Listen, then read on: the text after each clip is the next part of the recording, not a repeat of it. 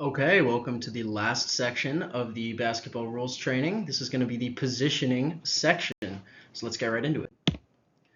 So first of all, what exactly is positioning? So the positioning is like where in the court you are as the official. When you watch on TV, you'll see the officials are always moving around trying to get better angles on things, and a lot of it seems very intentional, and that's because it is intentional. And just like the players have different positions, like a guard, a forward, or a center, we as officials have different positions, and they're called the lead, the center, and the trail. And this is a little different from the positioning during the initial jump ball, in which the positions are called the referee, and then the umpire 1 and the umpire 2. So you'll have those positions during the jump ball, but then the entire rest of the game, you're going to be in lead, center, and trail. So we're going to spend most of our time talking about lead, center, and trail. So the basic positioning of lead, center, and trail. Sorry, my head is blocking it, but that third little blue dot that you can see poking out is the lead position. So there's always going to be one lead, one center, and one trail. This is all assuming three-person mechanics. If we at any point have to do two-person mechanics, we'll go over that at the end, but hopefully we'll be doing mostly three-person mechanics, so keep this all in mind. So the lead is going to be on the end line, mirroring the ball, which means if the ball is on, in this case, the right side of the court, the lead is going to be on the right side of the court. The center is going to be positioned across the court from the lead, right in line with the free throw line, with his heels on the sideline. And the trail is going to be positioned on the same side as the lead, about halfway between the three-point arc and the half-court line. So you can see the visual of where each of them are placed right in this image here. So now let's talk about responsibilities of each position. So the lead is responsible for fouls and violations in the blue area. Again, sorry, my head is blocking it, but you can, I'm sure, to have a mental heuristic of what the rest of that blue area is, and also out of bounds calls along the entire end line. The center is calling violations and fouls in the yellow area, and out of bound calls on their sideline, and they're marking their threes within their coverage area. And the trail is doing the same thing as the center, except also covering the center line for over and back calls, as well as marking the threes in his area, or her area. So some important things to note here is that the lead is never marking three-point attempts.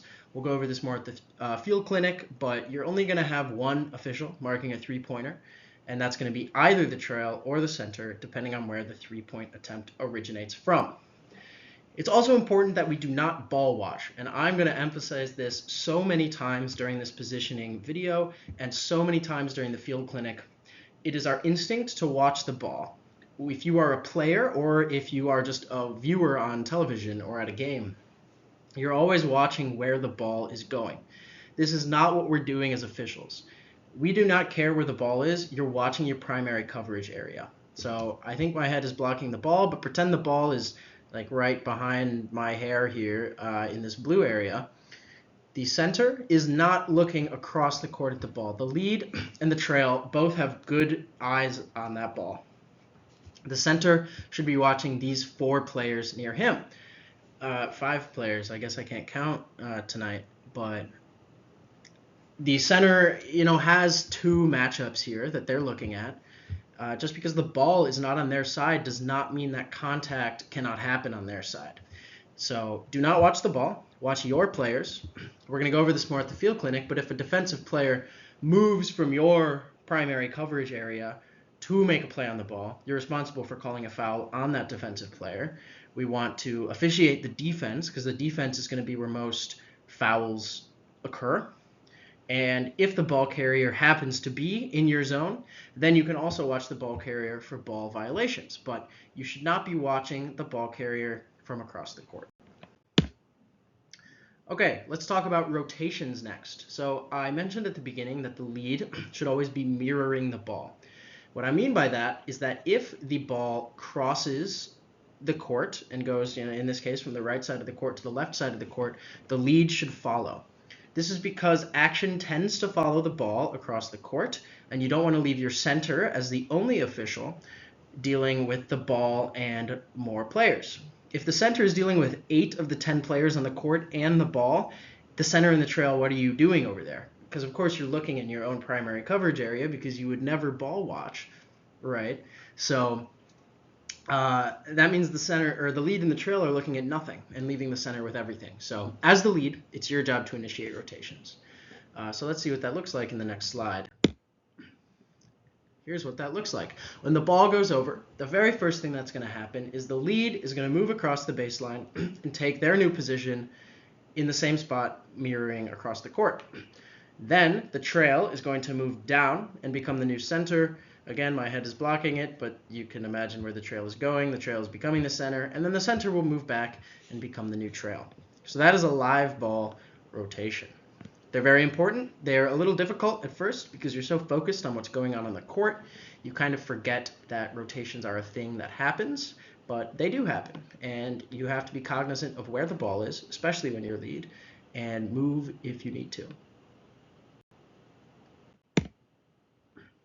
And there we go. That's a completed rotation. What do these words say over here? Anything important that I'm missing?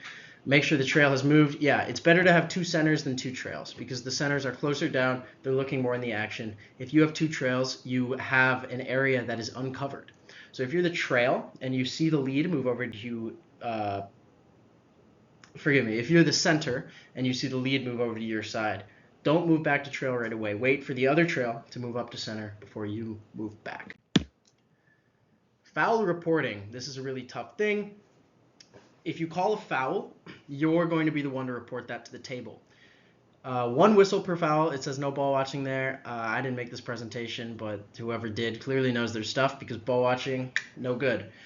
So the calling official is going to report the foul, and they're going to become the trail or the center on table side.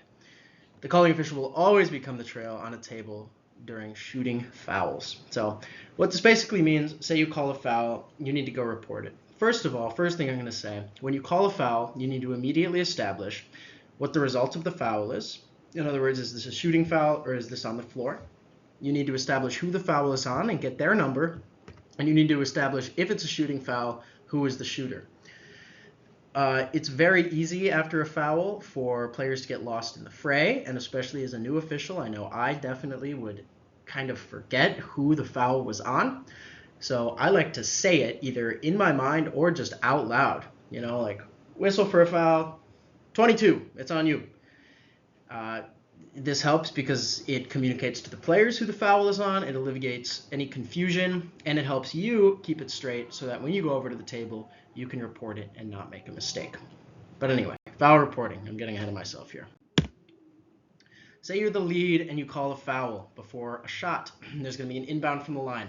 You're going to call the foul. You're going to communicate to your other officials. This is on the floor. And then you're going to move and become the trail. And the trail is going to move in to become the lead. If the table's not going to be here. The table's going to be in the center, on the center line for all of our games this year. So as the lead, you're going to want to move up to the table in order to report it. You don't want to report it from all the way back at the baseline. So that's why you switch with the trail. Hopefully that makes sense to everybody. Yep, there it is. And now the trail has become the lead. The lead is going to administer the inbound, and the trail is going to stay the trail. Here's another example. The trail calls a foul before the shot. There's going to be an inbound from the sideline. One important thing about inbounding the ball is you always want to inbound the ball from the strong side. And what we mean by that is that the center never inbounds the ball. Ever. Ever. Never. If you're the center and you're inbounding the ball, you are wrong. You are not supposed to be doing that. It's either the trail or the lead that's going to be doing that. Depending if it's on the baseline, it'll be the lead. If it's on the sideline, it'll be the trail. Always. No exceptions to that. So if there's going to be an inbound on the side that the foul is called, which is typical because you're going to call that in your primary coverage area, and that means the point of interruption is going to be the line which you are closest to. See all these terms coming together here. So the trail would come over, they'd become center, report the foul. This old center would move over and become the trail and administer that inbound. One common theme that you might see happening here is that you never have more than 2 officials moving on a foul reporting rotation. So all 3 officials are never going to rotate. It's only going to be 2 at any specific instance. So If you keep that in mind, it makes all of these kind of complicated rotation mechanics make a lot more sense. Basically, if you call a foul and you're not already closest to the table, you should switch with the official that is closest to the table, and they should take your position. So that's the gist of it. We'll go through some more examples, I think, here. This is the ultimate outcome of that specific instance. Here's another example. Center calls a shooting foul, and we will be shooting 2 shots. Okay, so shooting fouls are a little bit different. We always want the table side to be strong side for shooting foul. So again, when I say strong side, I mean that's where the lead and the trail are. The weak side is where the center is. So if you are calling a shooting foul, you're always going to become trail. So this is a little bit of a weird one. The center is calling, even though he's table side. This would result in the lead moving over and becoming, or staying the lead, but inbounding the ball from the strong side, the table side. The trail, or the center, would become the trail after reporting the foul, and the trail would become the center on the non-table weak side. So this is the ultimate outcome of that. That one's a little bit trickier. We will go over all of these at the field clinic, and you'll get practice doing these different rotations. I know it's a little bit tough to grasp, but after a couple times doing it, it will make a lot more sense. Okay, so that's live ball rotations, and that's foul reporting rotations. Those are the super hard ones. It only gets easier from here, I promise. Live ball transitions. This occurs when there is a change in possession. The center is going to stay the center, the trail is going to become the lead, and the lead is going to become the trail. This is pretty intuitive to most people. It just minimizes the amount of movement that occurs. So I'm going to skip to the next slide here. And you can see how that worked. The lead became the trail becomes the lead, the center stays the center. One important thing is if there is a change in possession during a rotation. So if the lead is, halfway moving over, or the lead has moved over, but the trail hasn't recognized it and moved down to center, and then there's a change in possession, just abort the entire rotation. A rotation has to be completed by all 3 officials, have to recognize that a rotation has occurred in order for that rotation to be complete. So if 2 officials have done the rotation and the 3rd one hasn't, just go to where you would have gone before the rotation, if that means as lead crossing back over and becoming trail on the other side. If you do have to kind of tap somebody in, sometimes you'll be lead, you'll run down, or you'll be trail, you'll be running down the court. Lead will think that they're center, so you'll have to kind of tell them, hey, center, you're actually lead. And that's where it's really important to know the names of our crew, so that instead of saying, hey, go to lead, hey, you, go to lead, you can say, hey, Noah Cook, go to lead. Noah Cook, of course, would never make a mistake like that. You'll meet Noah at the field clinic next week. Dead ball transitions. This occurs when there's a change of possession due to a foul or a violation, an offensive foul or an offensive violation. So the lead is going to become the new trail, and they're going to inbound the ball from the baseline, and the center will stay the center. The trail will become the lead, pretty similar to a live ball transition, except you're going to have the new trail, old lead, inbounding the ball. And just like that, see how easy that is. All right, so that is everything with lead, trail, and center. Now that you are all experts with that, of course I'm being facetious. It's super, super complicated, and I don't blame you for being a little bit confused, especially in this kind of informal PowerPoint setting. This is all going to make a lot more sense after the field clinic, which is why it's really, really important that you are present for that.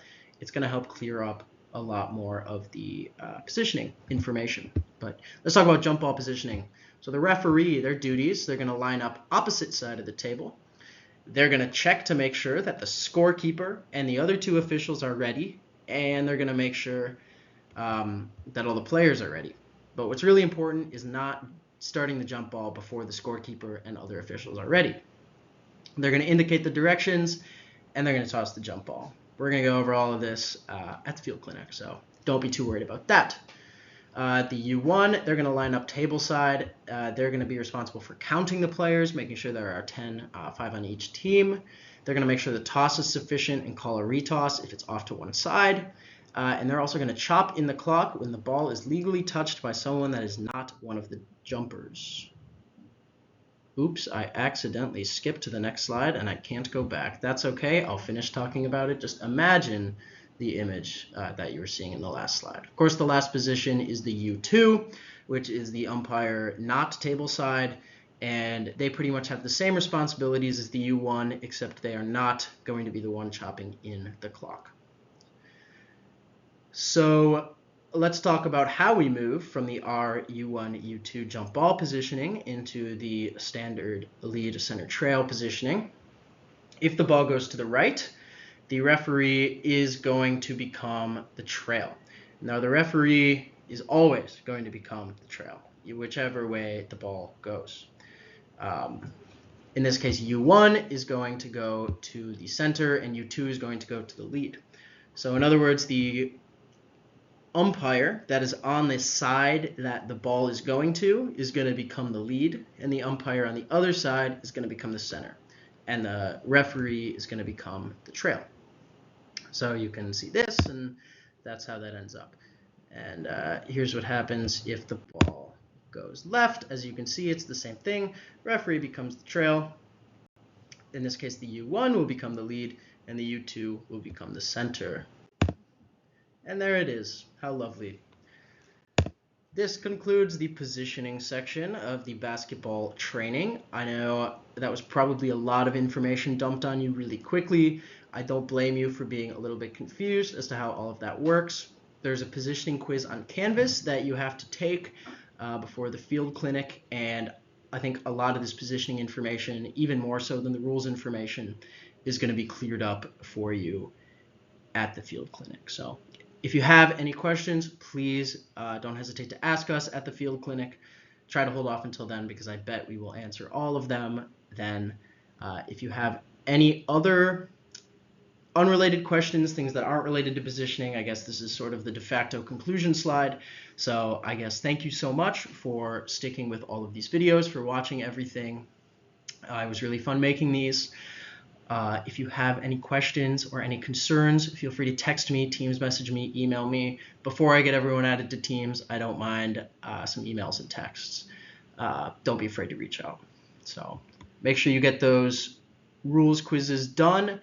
Make sure you get when to work set up. Make sure you get your HR meeting done. Make sure you have that let's get to know you Google form, Google Sheet done. Make sure that you have one of those field clinics penciled in that you can attend, and really excited for the season. Thank you so much.